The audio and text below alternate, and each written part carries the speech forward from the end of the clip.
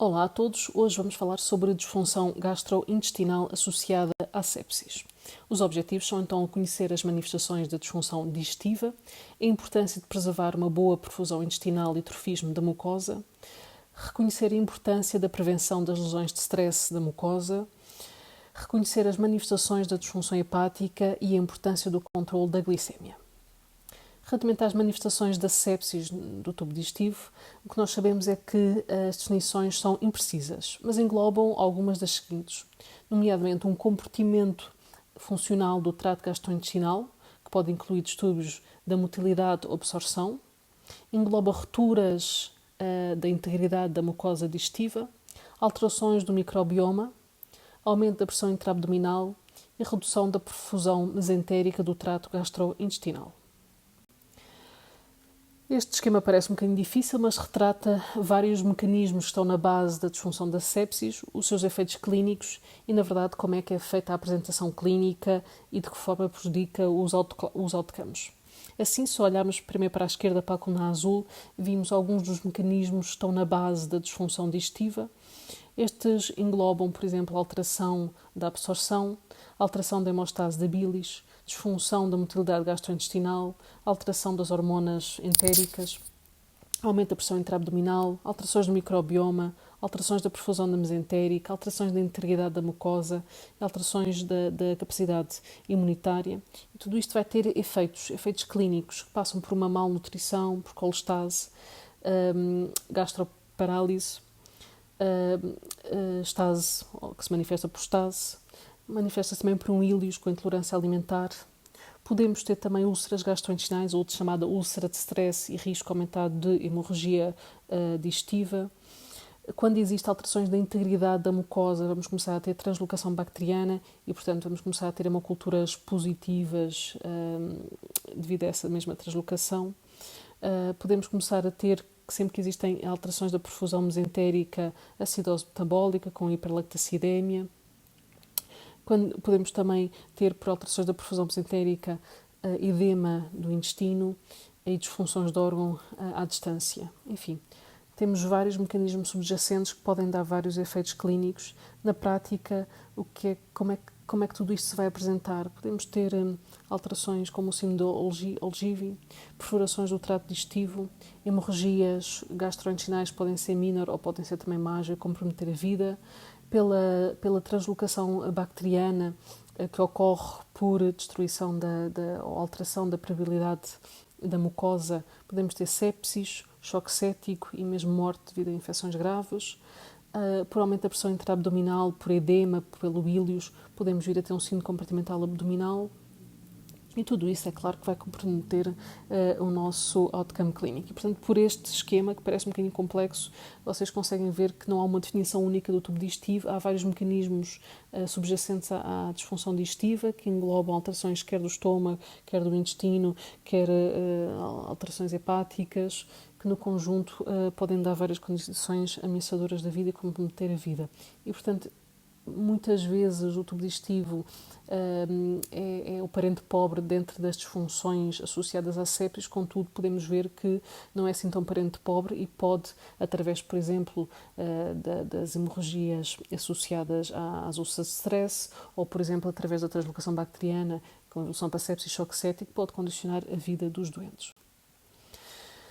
E assim, falei-vos um bocadinho sobre o intestino e vamos voltar a essa parte. Qual é o papel do intestino na falência multiorgânica? O que nós sabemos é que o intestino é um dos órgãos que mais sofre na sepsis, mas por outro lado também é daqueles que mais concorre para o agravar da sepsis e até pode ser mesmo a disfunção que leva à morte do doente. Isto porque dentro do intestino nós temos uma grande quantidade de bactérias, que são um conjunto de bactérias que fazem parte do nosso microbioma e que vivem connosco, mas no caso de haver alterações da integridade da mucosa, essas bactérias podem começar a passar a barreira através da mucosa digestiva e dar-se uma translocação bacteriana com bacteriemia e, portanto, agravar ainda mais a sepsis, o choque séptico e levar à morte. Depois, para além da questão da translocação bacteriana associada à perda da integridade da mucosa, sabemos também que há um grande número de células inflamatórias intestinais que também podem contribuir para um exacerbado de uma resposta inflamatória e mais disfunção do órgão. E também existem no fígado células de Kupffer que também libertam vários mediadores inflamatórios e que também perpetuam essa mesma inflamação. Em relação ao microbioma, nós sabemos que no intestino é onde nós temos maior quantidade de bactérias que vivem em simbiose connosco e, na maioria dos casos, não levam à doença, a não ser em condições excepcionais. É interessante perceber que nós temos 10 vezes mais células que fazem parte do nosso microbioma do que células humanas, o que é muito curioso, e sabemos nós que grande parte destas células vivem no nosso intestino, nomeadamente a grande maioria até no cólon. E o que os dados nos dizem é que existe uma grande associação entre a gravidade da doença crítica e a alteração desse microbioma intestinal, aquilo que nós chamamos de disbiose. E, portanto, esse microbioma tem importância não só em questões de alterações da permeabilidade e translocação bacteriana, mas também a sua própria alteração do microbioma favorece o agravamento da doença crítica. Relativamente às vias biliares, o que nós sabemos é que na sepsis faz parte também da disfunção digestiva poder existir uma hiperbilirrubinemia, que geralmente pode ser uma hiperbilirrubinemia conjugada isolada ou estar associada a alguma elevação também das frutalas alcalina e das aminotransferases. Atenção que as manifestações da falência hepática, insuficiência hepática aguda, são a hipoglicemia, o prolongamento dos tempos de coagulação e a alteração do sensório por edema cerebral. E a colestase interhepática nos doentes críticos é consequência de alterações na sinalização e, essencialmente, o transporte dos ácidos biliares a nível hepatocelular. Assim, resumindo, manifestações da sepsis no tubo digestivo são apresentações clínicas distintas, mas já vos falei da malnutrição, da estase gástrica por atonia gástrica, a nível intestinal o íleos adinâmico, podemos ter úlcera de stress com hemorragias mais ou menos grave, pela alterações da mucosa intestinal de translocação bacteriana e também colestase com hiperbilirrubinemia e também podemos ter elevação de frutase alcalina das transaminases. Então, como é que abordamos esta disfunção digestiva? O que é que podemos fazer? Sabemos que a nutrição entérica deve ser iniciada precocemente, porque vai manter o trofismo da mucosa intestinal e, portanto, diminui a inflamação, preserva a imunidade gastrointestinal, mantém o nosso microbioma e, portanto, diminui a translocação bacteriana. Sabemos também que está recomendado profilaxia da úlcera de stress, e que está recomendado principalmente em doentes críticos, mas as recomendações estão bem estabelecidas. Que em caso de haver estase gástrica podemos utilizar procinéticos, sendo que aquele que é a primeira recomendação é a eritromicina, mas também se pode associar, se não funcionar, à metoclopramida ou à domperidona. No caso de íleos, os laxantes podem ter benefício, mas é um benefício apenas profilático e a sua introdução vai depender se o doente tem ou não dejeções e há quanto tempo é que não tem dejeções. Em alguns casos em que existe edema do piloro ou existe alguma condição particular ali do tubo digestivo, no esvaziamento do tubo digestivo, pode-se equacionar a colocação de uma sonda nasoregional, isto para tentar ultrapassar o estômago e a primeira porção ali do duodeno. Essencialmente, isto é tudo tão importante, esta questão, principalmente da alimentação precoce, que já no pós-operatório existem protocolos chamados Programa Zero, em que estabelece o que é fundamental para melhorar o funcionamento do trato digestivo, por exemplo, depois de uma agressão como uma cirurgia, em que passa muito por utilizar a nutrição entérica precoce e evitar opioides e potenciar essencialmente a analgesia epidural para com isso termos uma melhor motilidade gastrointestinal. Para além de falar da disfunção digestiva, vou-vos agora falar também sobre a pancreatite aguda. A pancreatite aguda não é uma doença infecciosa, é uma doença inflamatória do pâncreas, mas é importante saberem reconhecer e perceberem que também, neste caso, a pancreatite aguda é fundamental manter alguns cuidados em termos de trofismo da mucosa digestiva com alimentação entérica precoce. A pancreatite aguda, o diagnóstico passa por clínica, com uma dor abdominal, uma dor que é essencialmente epigástrica, com a radiação dorsal e que alivia em posição de pressão maometana. Em relação às análises, vão ver que passa muito pelo dosamento da lipase e da milase e depois é confirmada também por exames radiológicos. Nós sabemos que 20 a 30% dos doentes desenvolvem casos de pancreatite grave e esta patologia está associada a uma mortalidade de cerca de 15%. Temos guidelines recentes de 2019 de como abordar a pancreatite aguda grave, é mais a pancreatite aguda grave que vamos aqui apresentar. O que nos dizem estas guidelines assim, mais relevante é que na admissão deve ser realizada uma ecografia abdominal para determinar a etiologia da pancreatite.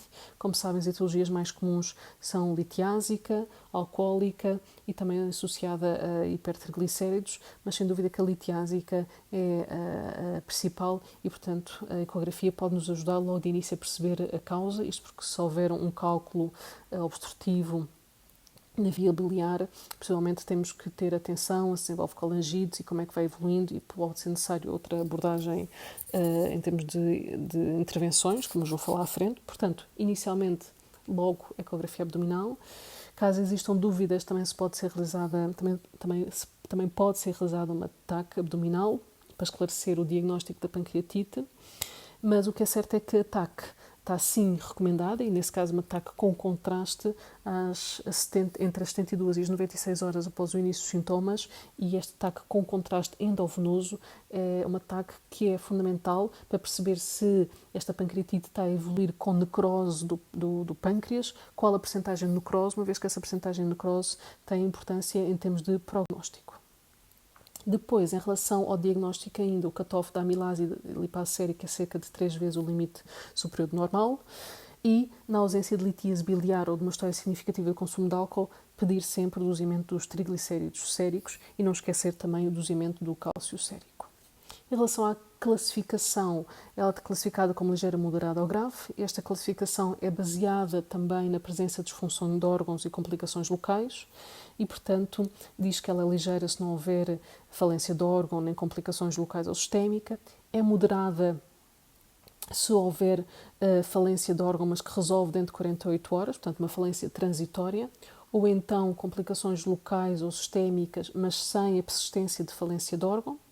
E é uma pancreatite aguda grave se houver uma persistência de falência de órgão por mais de 48 horas, que pode ser simples, ou seja, do único órgão, ou pode envolver vários órgãos. Esta é a classificação que é atualmente mais recomendada, que é também baseada nas disfunções de órgão. É claro que há outros critérios de gravidade, há os critérios clássicos antigos, os critérios de Hanson, depois há os critérios de Baltazar, a PASH-2, o BISAP e o Armour-Sacudo pancreatite score. Os critérios de Hanson antigamente eram mais utilizados, agora está mais recomendado as funções de órgão, mas na prática estão aqui descritos e passam por verificar quantos destes critérios da admissão estão presentes e quantos destes critérios das 48 horas estão presentes e ver o número de critérios. Quanto mais critérios tiver, pior é o dos... Deixa eu voltar só aqui para trás, ainda a soma dos scores com contraste e sem contraste, significa que se essa soma for superior ou igual a 6, estamos perante uma pancreatite grave. Então, e relativamente a antibióticos, fazemos ou não antibióticos na pancreatite? O que é que eu vos disse há pouco? A pancreatite é uma doença inflamatória e, portanto, à partida, não requer antibióticos, a não ser que no decurso da sua evolução se perceba que há alguma infecção e, na verdade, ela pode ocorrer como, por exemplo, infecção da necrose pancreática. Isso é possível, ou formação de pseudoquistos, abscessos, isso pode ocorrer. Mas, geralmente, na fase inicial, o que temos mais é uma pancreatite não sem infecção, ou seja, uma situação inflamatória. E, portanto, o que eles nos dizem é que os antibióticos devem ser administrados apenas se existir infecções extrapancreáticas, como, por exemplo, colangite, ou na presença de necrose infectada, em que o seu diagnóstico geralmente é difícil, e, portanto, não estão recomendados em doentes com pancreatite aguda grave, ou seja, só por ter uma pancreatite aguda ou pelo facto de ser grave, isso não é um critério para fazer antibiótico. Não estão recomendados em doentes com necrose estéril para prevenir o desenvolvimento de uma necrose infectada e antibióticos profiláticos também não estão recomendados. A ter necessidade de fazer antibióticos, como por exemplo quando a necrose acaba por se infectar, aí temos de ter atenção ao tipo de antibiótico, porque nem todos penetram no tecido pancreático necrosado. Os antibióticos que devemos utilizar nesse caso são carbapenemos quinolonas, cefalosporinas ou então metronidazol. Atenção em relação à nutrição. Nutrição entérica na pancreatite aguda grave parece prevenir complicações infecciosas e, portanto, sempre que possível, não devemos começar a nutrição entérica, o doente deve se alimentar, a não ser que esteja com náuseas, esteja a vomitar, que não tolere. Mas se houver tolerância, deve sempre manter alguma alimentação, não tem indicação para dieta zero.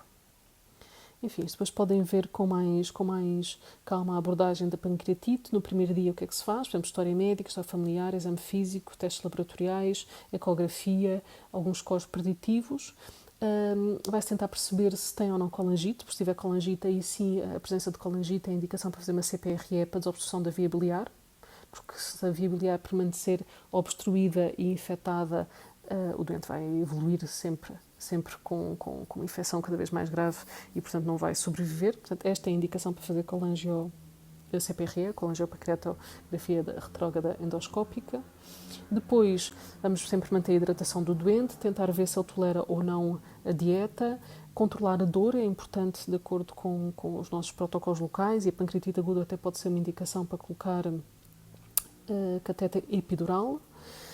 Não fazer antibióticos profiláticos, tentar suportar tudo o que é disfunção de órgão e não esquecer depois a repetição da TAC mais tardiamente, com contraste, para se ver as zonas de necrose e fazer-se um prognóstico baseado nessa situação.